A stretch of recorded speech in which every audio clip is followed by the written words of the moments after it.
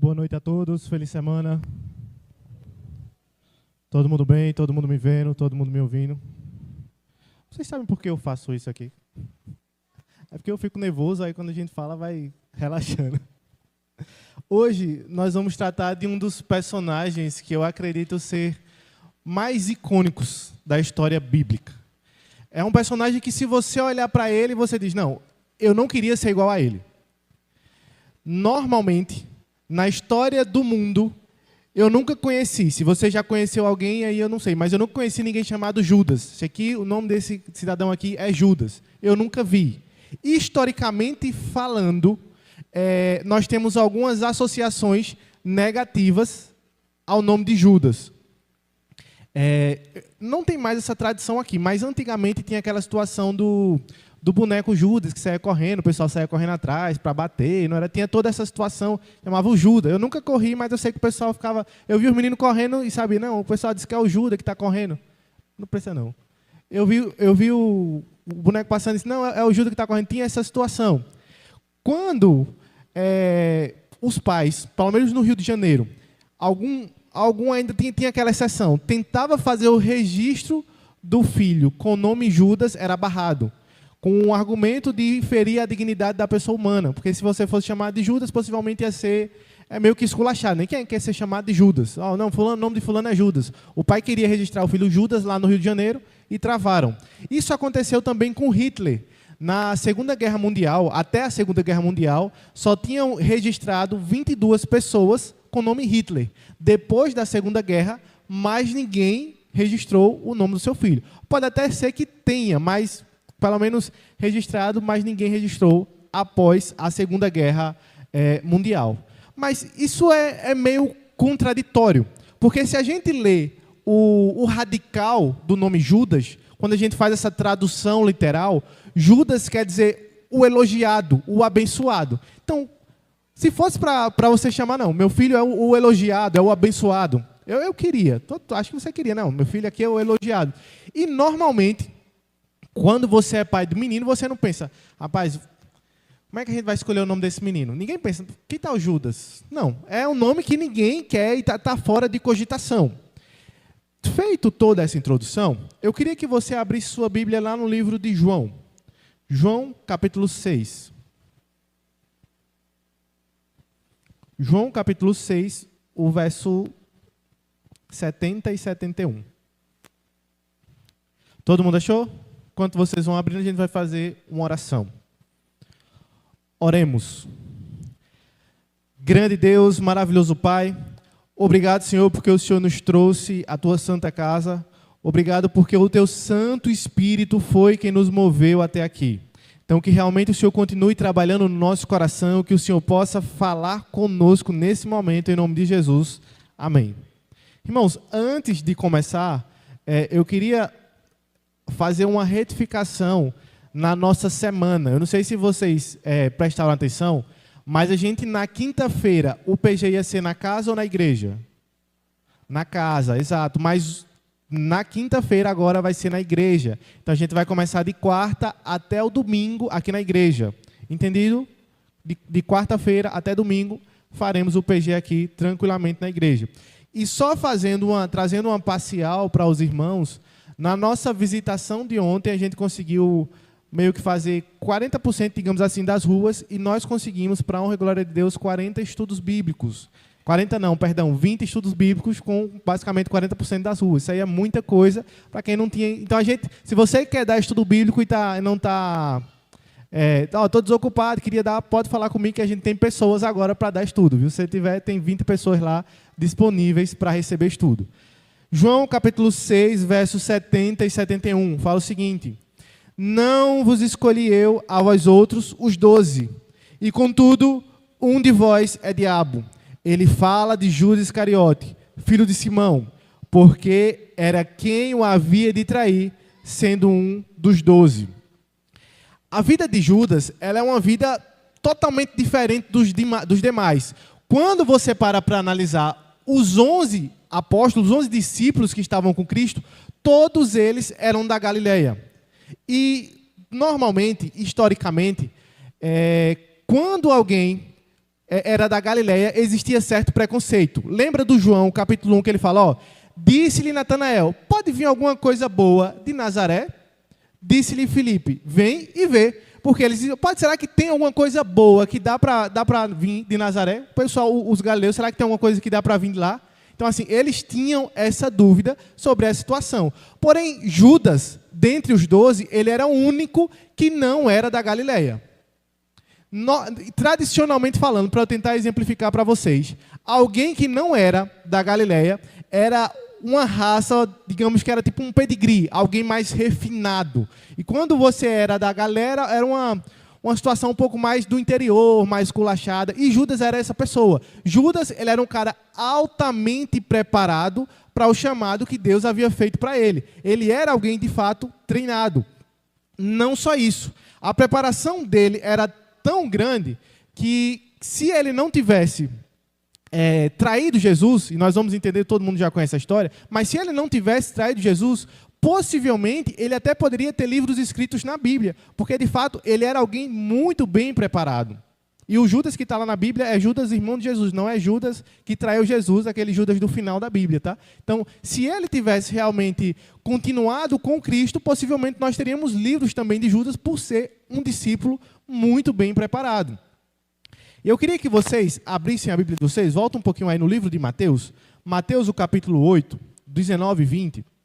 Você vai voltar? Mateus, capítulo 8, o verso 19 e 20. Fala o seguinte: e um escriba, chegando, disse-lhe, mestre, eu te seguirei para onde quer que fores.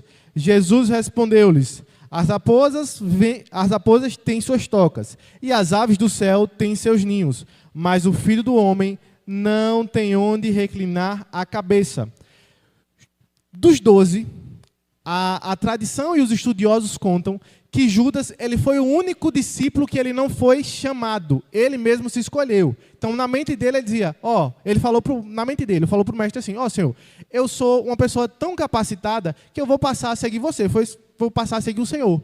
Eu sou uma pessoa tão capacitada que eu vou lhe seguir. Na mente de Judas, era assim que funcionava, porque ele não foi chamado igual aos outros discípulos. Os outros discípulos, Jesus fazia o chamado, vem ser pescador de homem, vem e me segue. Jesus fazia o chamado, mas Judas não. Judas, ele se autoconvidou para andar com Jesus. Isso é um detalhe interessante. Além disso, Judas, ele foi o tesoureiro do grupo. Dentro do grupo de Jesus, nós tínhamos Mateus Levi, que ele era um contador. Ele era alguém que tratava muito bem, sabia tratar muito bem de dinheiro. Mas por que Judas? Mais uma vez, historicamente conta que pelo fato dos 12, nós termos também um zelote dentro do grupo, o contador ele era visto como alguém mal. O cara que estava lá cobrando imposto, não quero você aqui não, e ficava aquela briga, o zelote com o contador de imposto, o zelote e o contador não estava legal. Então, se Jesus fosse escolher o contador para ser o tesoureiro do grupo, as coisas não iam dar muito certo. Então, ele escolheu Judas, alguém que também era altamente preparado para essa tarefa, mas que tinha essas situações que nós vamos entender ao longo da história. A irmã White, sobre Judas, ela fala o seguinte: Jesus não confiou a Judas a bolsa, ignorando o seu caráter. Sabia o que havia nele.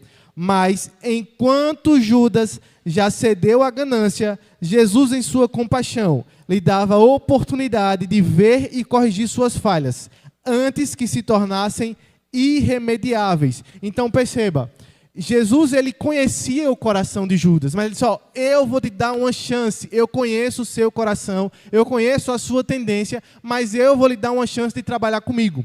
E talvez nesse momento você esteja pensando, rapaz, mas se fosse eu naquele tempo, Louro, se fosse eu naquele tempo eu não tinha feito aquilo não. Porque Judas estava lá, mas se fosse eu isso não teria acontecido comigo. Mas pense comigo, vamos fazer uma recapitulação sobre toda a história de Judas. Primeiro, Judas, ele viu Jesus acalmar a tempestade. Judas estava lá quando Jesus estava expulsando demônios das pessoas. Mateus, no capítulo 9, ele fala que o próprio Judas e todos os outros discípulos receberam poder para pregar e para curar e expulsar demônios. Todos os discípulos receberam esse poder. Então, ele tinha conexão com Cristo, sim ou não? Ele estava ligado com Cristo. Todos os sermões que Cristo pregavam eram direcionados só a 11 ou eram aos 12? Então, talvez o problema não era assim, mas se eu tivesse no lugar de Judas, duvido eu ter traído Jesus. O sermão de hoje talvez seja para mostrar para cada um de nós que nós somos mais parecidos com Judas do que parece. A todo momento, Deus faz um chamado para seu povo. Todos os momentos. Todas as situações. E com Judas não foi diferente. Em todas as situações, Deus estava dando chance para que o coração de Judas ele pudesse se converter. Em cada momento, Judas estava fechando a porta do coração para Jesus. Mas a história ela não para por aí. Abra sua Bíblia no livro de João. João capítulo 6, o verso 14 e o 15. João 6, 14 e 15.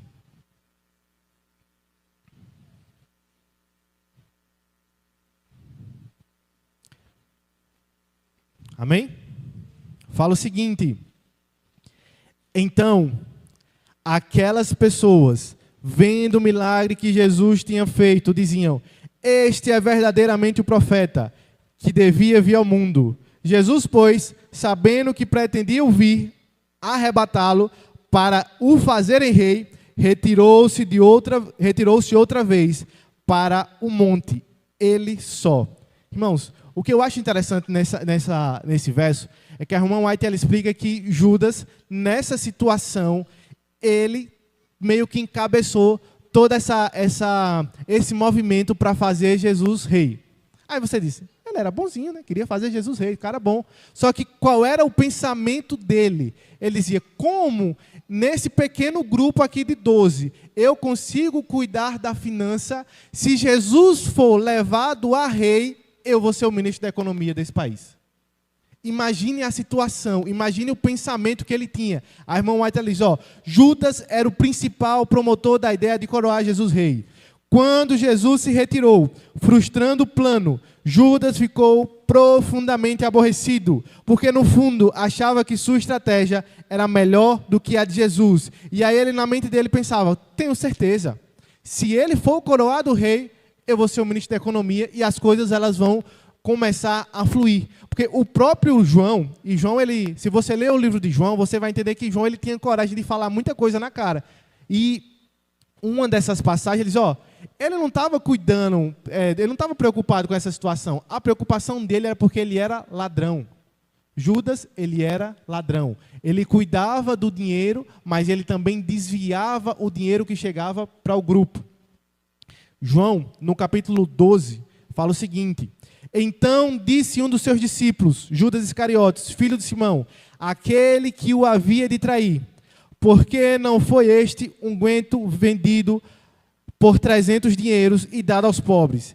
Disse ele isso, não porque se importasse com os pobres, mas porque ele era ladrão e, tendo a bolsa, tirava o que nela lançava. Então perceba, na mente dele, e ele não era qualquer, ele não era esses ladrões pequenos, não. Na mente dele, ele já tinha visto o perfume, ele já tinha calculado quanto era o valor daquele perfume e quanto eles iam conseguir fazer com que rendesse para eles. Ele estava preocupado com os pobres? Não.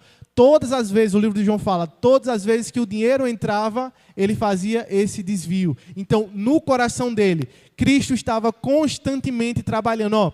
Eu estou lhe dando uma chance. Eu quero transformar a sua vida, mas você precisa realmente aceitar o meu convite. Você precisa aceitar o meu chamado. Eu estou lhe dando essa chance. A todos os momentos da nossa história, Cristo fala conosco. Você está aqui porque eu estou lhe dando uma chance. Eu vou colocar você em tal situação porque eu estou lhe dando uma chance de transformar a sua vida. É por isso que você está nas situações que você está. Foi Deus que lhe colocou lá. E a história, ela continua. A irmã White, ela diz, quando o trabalho dos discípulos exigia um esforço um pouco maior, quando um pouco de sacrifício era necessário, Judas tirava parte do dinheiro da bolsa para remunerar o que ele achava justo por conta do seu esforço. e justificava racionalmente isso para si mesmo. Porém, à vista do céu, ele não passava de um ladrão. Em todas as situações que nós vemos, a irmã White ela considera como a última oportunidade que ele teve. Naquele momento que Jesus estava lavando os seus pés, ele teve uma grande oportunidade de se arrepender. E aí ela diz: quando Cristo se abaixou para lavar os pés de Judas, o Espírito de Deus tocou em seu coração. Ele foi levado a entender que aquele homem, de fato, era o Messias prometido. Foi tocado para mudar de ideia, mas ele repreendeu esse impulso. Irmão, você sabe o que é o pecado contra o Espírito Santo? A Bíblia, ela traz o pecado contra o Espírito Santo como um pecado que não tem perdão. Mas como é que ele acontece? Constantemente, Deus ele fala com a gente. Se você veio aqui hoje, não pense que é outra coisa. O Espírito Santo trouxe você aqui hoje para ouvir a mensagem de Deus. Se você veio aqui hoje, foi por isso. Então, constantemente, o Espírito de Deus fala ao nosso coração. Todas as vezes que eu vou negando a voz do Espírito Santo, todas as vezes, ela vai ficando cada vez mais baixa. Cada vez mais baixa, cada vez mais baixa. E aquilo que em alguns momentos da minha vida eu tinha certeza que era errado, agora eu olho e digo: será que é errado mesmo? Por que o povo não está fazendo mais? Será que isso aqui é realmente? A voz do Espírito Santo, ela vai diminuindo na minha mente. E eu vou parando de escutar aquilo que Deus tem para falar para cada um de nós. Foi assim com Judas. O Espírito Santo, até o último... Jesus, ele poderia... Irmão, ainda bem que Deus ele é um ser divino. Porque se fosse normalmente, e hoje a gente tem bastante esse problema, se fosse normalmente, alguém olhou troncho, a gente já não queria mais nem saber. Jesus sabia tudo que Judas estava tramando.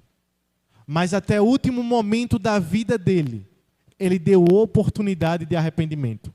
Até o último momento. Jesus, ele não vai parar de chamar você até o último momento da sua vida.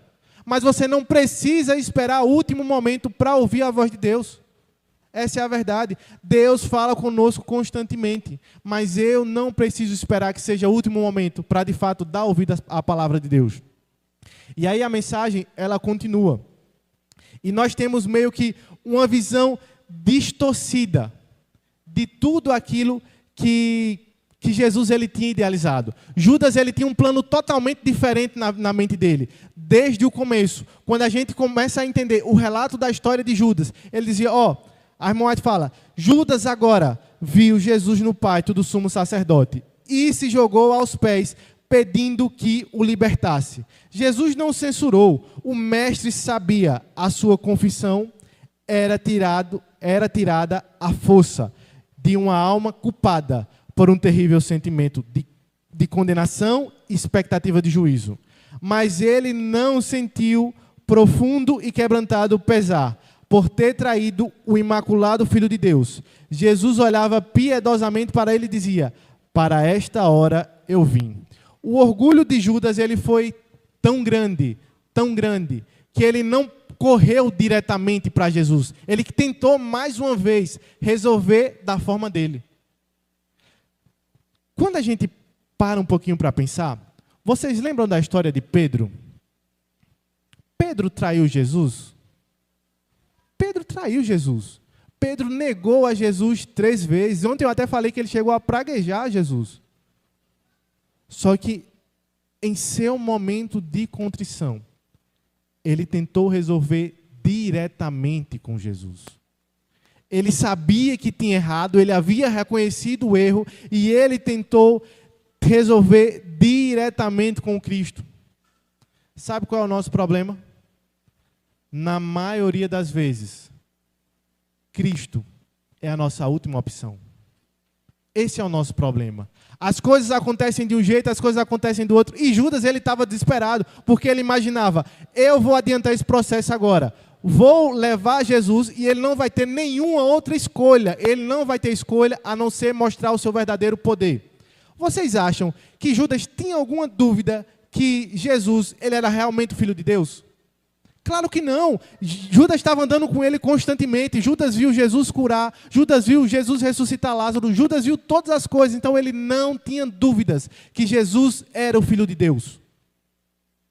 Só que na mente dele, ele disse, eu vou dar um empurrãozinho, Genilson. Ele não está fazendo direito.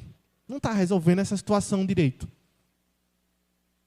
Muitas vezes, nós ouvimos o chamado de Deus. Nós sabemos o que é certo. E a gente tenta dar uma forcinha, tenta dar um jeitinho. Escuta o que eu vou lhe falar agora. Deus nunca vai falar com você a mesma coisa duas vezes. Às vezes a gente fica... Jesus diz, se você for por aí, tenha certeza que vai dar errado. E você diz, mas Senhor, será? E se eu... Jesus já falou. Não queira, assim como o espírito de Judas, tentar dar uma forcinha a Deus, tentar ajudar a forma que ele está falando. Não, ele já falou. E muitas vezes é isso que acontece, por isso que a gente acaba caindo. Lucas, no capítulo 22, abra sua Bíblia. Lucas 22, o verso 3 e o verso 4.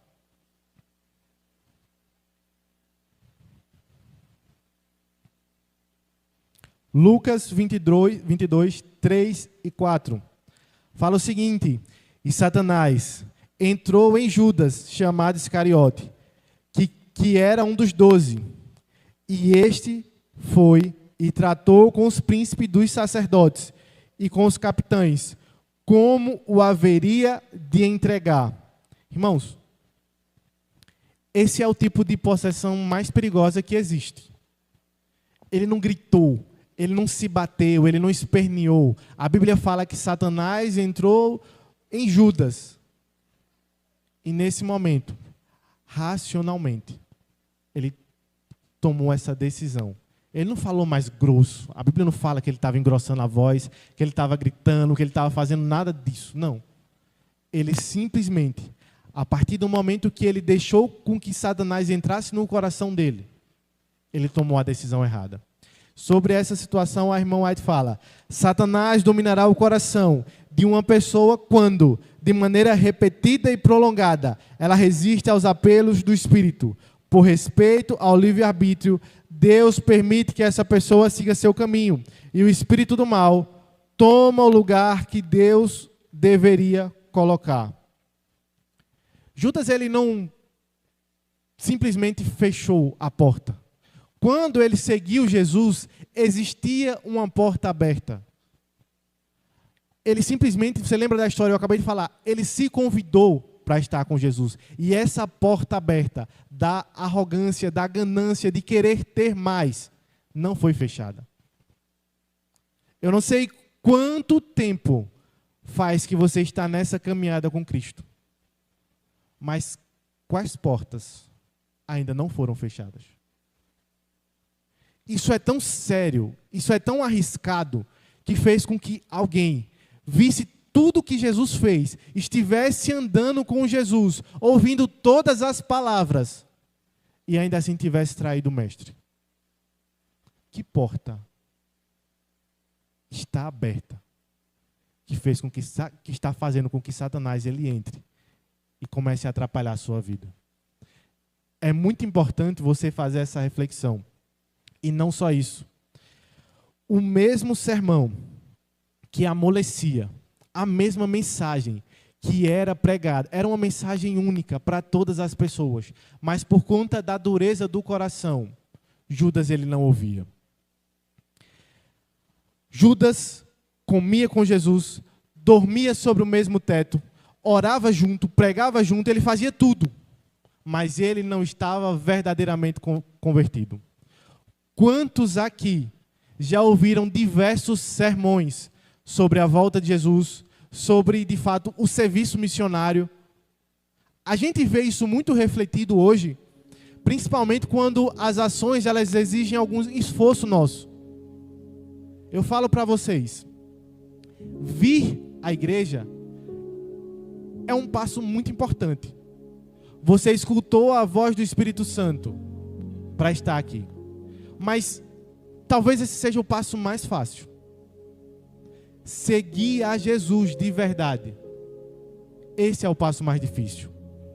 Para Judas, seguir a Jesus, para ele foi o passo mais fácil. Ele disse, eu vou, não se preocupe não, eu vou com você. Mas estar de fato junto de Cristo, esse foi o problema. Talvez você esteja aqui com 5, 10, 15, 20, 30 anos e nunca tenha andado de fato com Jesus. Que perigo, irmão. Que perigo. Tanto tempo jogado fora. Não pense que somente o seu tempo de igreja ou a sua presença física aqui, ela vai conseguir lhe salvar, porque ela não vai. O Espírito de Deus, ele precisa tocar no seu coração. Você precisa aceitar o chamado. E eu não estou falando isso porque foi um momento que nós fizemos ontem, não. Mas se o seu desejo não for de visitar as pessoas, de salvar as pessoas, de levar a mensagem do Evangelho adiante, talvez você não esteja mais ouvindo a voz do Espírito Santo. Talvez seja um momento de você começar a refletir sobre tudo que está acontecendo na sua vida. E pensar, Senhor, será que realmente eu estou no caminho certo? Eu trouxe aqui 5 passos. 5 passos que de fato vão nos aproximar mais de Cristo. O primeiro deles, nós estamos vivenciando, como eu falei ontem, a semana mais importante do mundo religioso. É de fato onde nós conseguimos olhar e ver salvação. E nessa semana nós também teremos pessoas salvas. Mas precisamos colocar em prática, entender esses 5 passos. Primeiro, a cruz, ela sempre vai revelar a nossa profundidade do pecado. Então quando você estiver pensando, rapaz, será que isso aqui eu estou fazendo, será que está certo, será que não está, será que está bom, será que não está? Irmão, olhe para Jesus. Tenha certeza, se você olhar para mim com o pensamento, rapaz, eu vou começar a copiar ele, você vai se perder. Eu ainda estou lutando para me salvar. Se você for olhar para o pastor, se você for olhar para o primeiro ancião, se você for olhar para qualquer líder, você vai se perder. Olhe para Jesus, entenda que Jesus quer salvar você. Segundo passo, a cruz, ela revela quem Deus é. A Bíblia fala que Deus, ele amou o mundo de tal maneira que ele deu por cada um de nós o seu filho. Deus, ele amou. Deus, ele não... Por mais que algumas pessoas tentem pintar Jesus como aquela pessoa má, que só quer julgar, não, Deus é amor. Deus não se alegra com a perdição do seu filho. Deus quer salvar cada pessoa. Assim como Judas, ele olhava para Judas e a todo momento, até o último momento, ele tentou salvar Judas. Até o último momento da nossa vida, Deus está tentando nos salvar. Se você está escutando essas palavras, Deus está tentando salvar você. Nós precisamos entender isso. E talvez seja o momento de eu começar a olhar e pensar, Senhor, o que é que eu preciso mudar? Será que eu preciso voltar a orar mais, a ler mais a Bíblia, a vir à igreja, a dar um estudo bíblico, a orar pelo meu irmão? Não sei, mas Deus quer salvar você. É para isso que a gente está aqui. Você pode pensar no maior cargo do mundo. Ah, mas o cara é presidente do Brasil, irmão, não vale nada. O que Jesus quer nos oferecer é eterno. Jesus quer nos oferecer a salvação. Por mais que muitas pessoas tenham esquecido, salvação tem que ser a nossa prioridade. A salvação tem que ser a nossa prioridade. O terceiro passo. A cruz é a única solução para o nosso problema. Quando a gente olha para Naamã, existia uma orientação direta. Naamã, você precisa mergulhar naquele rio. Mas Senhor, tantos rios mais limpos, eu podia ir para tantos lugares, tem que ser naquele. Mas tem que ser naquele, Naamã. Ouça o chamado de Jesus. Não tente fazer as coisas do seu jeito. Não tente, mas o meu jeito é melhor. Entenda o chamado de Jesus. Pare de dificultar as coisas. Pare de dificultar as coisas. Quarto ponto. A cruz é o único poder de transformação. O livro de Salmos fala: cria em mim, ó Deus, um coração puro. Eu preciso entender que por mim mesmo, eu não consigo mudar. Ontem eu estava ali, estava escutando a história de Lúcio. Ele disse, já faz tanto tempo, e tempo X, e foi depois que eu comecei a vir para a igreja. Sozinho a gente não consegue. Eu preciso entender isso, irmão. Quantas vezes eu já tentei, por minhas forças, vencer o pecado? Milhões. Todas as vezes eu perdi. Eu preciso entender que Deus, Ele é a causa da solução de todos os nossos problemas. Quer ter um problema resolvido? Entregue na mão de Cristo. Não tente resolver por forças próprias. Você vai perder. Você vai lutar, você vai bater e você vai cair. Quando você entregar os seus problemas na mão de Jesus, tenha certeza, Ele vai resolver da melhor forma possível. E talvez a melhor forma não seja a forma que você queira, mas tenha certeza que é a melhor forma possível. Último ponto. A cruz, ela é o padrão de serviço. Cristo, Ele não nos chamou. O chamado de Cristo, ele não é simplesmente para a gente ficar parado. É entrega de verdade. Eu preciso entender que Cristo, Ele me amou de uma forma tão grande, que Ele deu a vida por mim e por você. O padrão é esse, irmão. É dar a vida pelo Evangelho. Esse é o padrão. Não é, mas eu queria... Não, o padrão é dar a vida. Eu só vou conseguir ver Cristo quando eu entender que o padrão de Jesus é esse. Alguém que está disposto a dar a sua vida por cada um de nós. A verdade é que Judas, ele poderia, em todos os momentos, ter ouvido o apelo do Espírito Santo. Naquele momento, foi a última vez que ele ouviu o apelo do Espírito Santo. A boa notícia é que você ainda tem chance. É que eu ainda tenho chance. A boa notícia é que nós ainda podemos escutar o apelo do Espírito Santo e sermos transformados. Irmão, você não veio aqui hoje por acaso, não. Você não veio aqui hoje para mais um culto, não. Você veio aqui hoje porque você entendeu e escutou o chamado do Espírito Santo.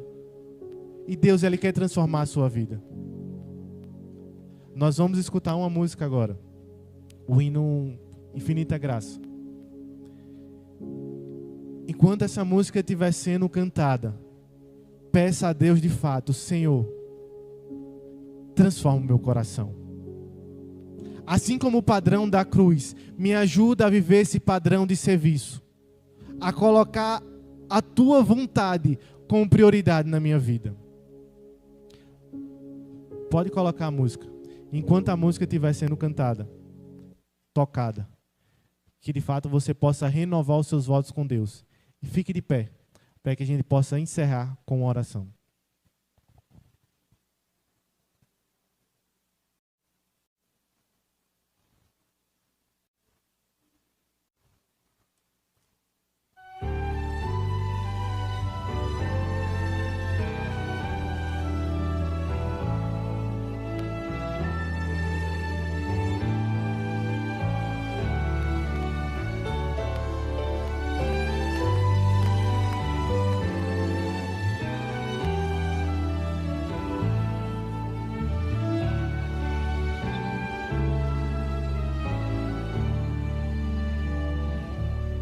Conforme a tua infinita graça, ó Pai, perdoa a minha transgressão. Anseio ter o teu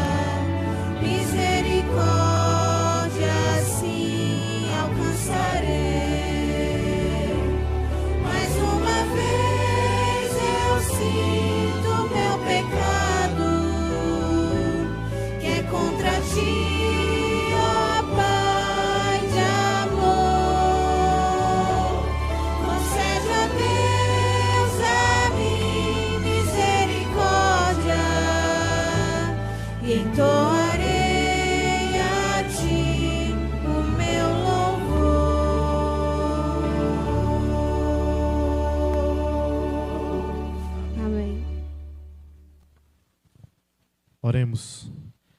Grande Deus, maravilhoso Pai, obrigado pelo seu chamado na nossa vida. Que de fato o Senhor continue trabalhando no nosso coração. Nós estamos ouvindo a tua voz. Que realmente nós possamos aceitar o teu chamado, Deus. Sabemos que constantemente nós somos bombardeados e temos essa tendência pecaminosa de verdade. Mas nós queremos pedir assim como o salmista: cria em mim, ó Deus, Senhor, um coração puro e renova dentro de mim um espírito inabalável. Por favor, Deus, nos dá uma semana, esse início de semana em tua presença. Que o Senhor possa trabalhar nessa Semana Santa de forma mais intensa, para que possamos salvar mais pessoas em teu nome. Venha derramar sobre cada um de nós a porção dobrada do teu Santo Espírito, em nome de Jesus. Amém.